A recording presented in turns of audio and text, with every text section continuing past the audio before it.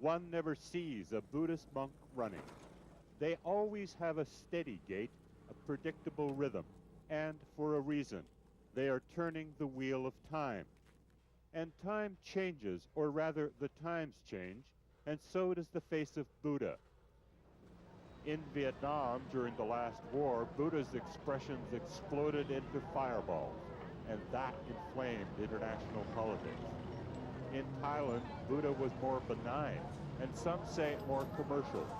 In some Thai quarters, Buddha became a commodity. And in Cambodia, the Khmer Rouge tried to assassinate everything that was human and right about Buddha, and it almost worked. But the assassins missed this man.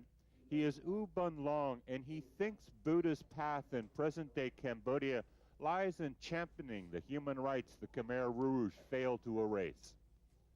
We try to introduce human rights with the comparison with Buddhism, so we can introduce human rights and in the ways not political. To Cambodian Buddhists, the respect for the human right to life and a decent burial is now developing into a demand. And in a respectful way, it is becoming a political demand. But decency and politics could not help this man. He is one of the more than 40 bodies that have been recovered from the quickly dug shallow graves that have begun to surface all over Cambodia since the political uprising in July. A disrespectful death. Donc le principe bouddhisme, la rétribution directe du bouddhisme. In reality, Buddhism's direct retribution has failed. People do bad things. There are robbers and assailants who hold positions of authority. For true Buddhists, this is a serious question. And maybe a question Buddha considers as he moves around the wheel of life deliberately and slowly. Already more than 5,000 Cambodian monks have been trained in the principles of one's rights to be treated as a human.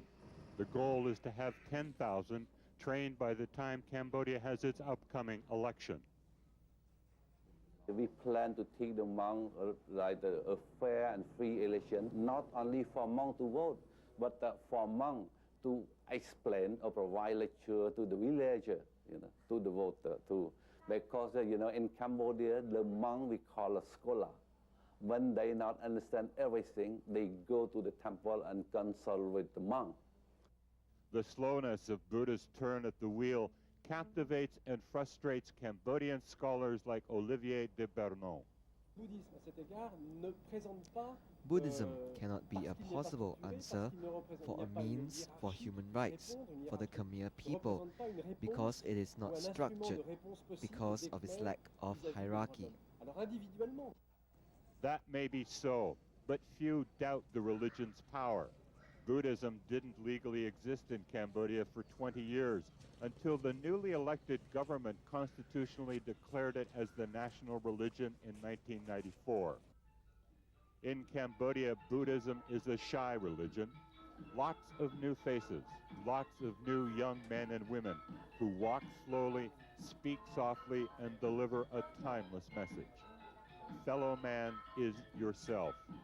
And after all the death in Cambodia, that might become a slow rehearsal for a new political hymn, another turn of the wheel.